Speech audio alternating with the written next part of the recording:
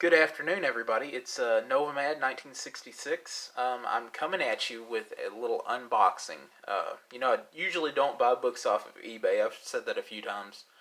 But there are a few books that I've been looking for a really long time.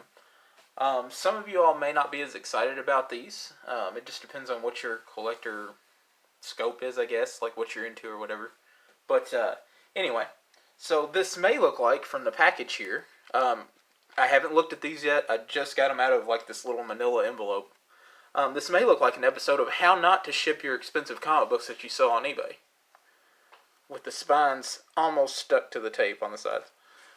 But it's not. Instead, it's an unboxing video of a book that I've really wanted for a long time. So, alright, I'm going to go ahead and cut the tape here.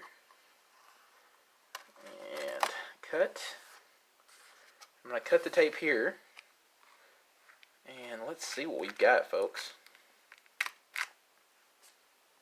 I hope everybody is doing alright in this quarantine through the sickness and all the stuff that's going around. And with no further ado, try to keep this video short and sweet. Any of y'all know what those are? If you don't, you should be able to read it right there on the front. Come on. Yeah, stuck to the spine. Good job. No, it's good. We're good. Everybody, it's alright. Don't cringe too bad. Don't cringe as bad as I did when I opened the package and seen this, because I gave way too much for these, but it's one of those things. It's an odd thing that I wanted to collect for a long time, and I'm finally kind of getting into them a little bit. So I don't know if I'll keep all of these or sell all these, but I bought all these just for one book, and we'll do a little looking here. These are Mighty Midget Comics.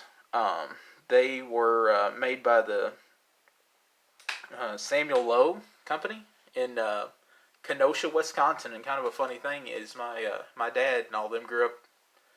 It wasn't very far from Kenosha. They were just outside of Kenosha, and my grandfather worked there at a few places, and not at the Samuel Lowe Company, I don't guess. This would have been back in the 40s. These were books that some of them they would put out by themselves. They had like these little store display cases, and basically what they were cheap kids kind of crime novels and superhero novels and things like this. I think they're 36 pages long. There was a huge variety. There were like different little packs. Some of them would come in a pack together, like cellophane together in like this little set. Some of them would be sold on like store displays. I'm thinking they said they were like a dime a piece or something like that. Just random things. Samuel Lowe also made those like little cardboard cutout like doll figurine things. Like paper dolls that you would see, and other children's books and things. But these are, you have to be extremely careful with these because their covers are super thin. They have one staple in the back of them, and the rest is glued.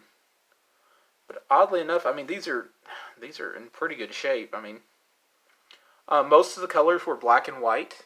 I don't know if you can see that very well, but with a few red pages in between, black, white, and red. So black and white and red all over. So yeah, very cool. This one is State Trooper Stops Crime, and the next one that I can see the cover of already is the book that I've been wanting for a long time. I can't believe that it's here. So awesome. Dr. Volt's The Human Generator. Just a cool book, and it's one of the rarer, most rare, not the most rare, but close to it, of these comics to find. And man, this is so cool. Dr. Volt's. Dr. Volt's was originally called Voltron in the these comics. I think maybe Fawcett had something to do with those also. But and then you had, of course, the Captain Marvel Jr., which was the original. Had nothing to do with the new Captain Marvels, but Man, that's so cool. I'm so excited to get these.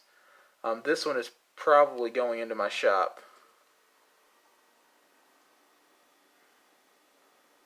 Man, I love these old ads and things too. Got some little puzzles and things in the back. These would be considered comics, I assume. Some of them were sold on their own. Some of them were also attached to bigger books, like full size comic books back in the day, as kind of an add on comic kind of thing. Um, there are a few titles that didn't really survive really well. That didn't survive the paper drives of the 1940s during World War II, and some of these things. Just love the old ads on all these things. But yeah. So anyway, thank y'all for watching. This is my little random Mighty Midget unboxing. Um, yeah, super awesome. Thank y'all for watching. Like, comment, subscribe.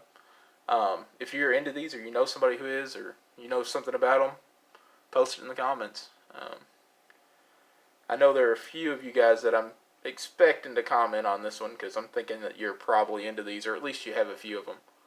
But yeah. So, all right. Well, thank you all. You have a great afternoon. And this is Novamad 1966.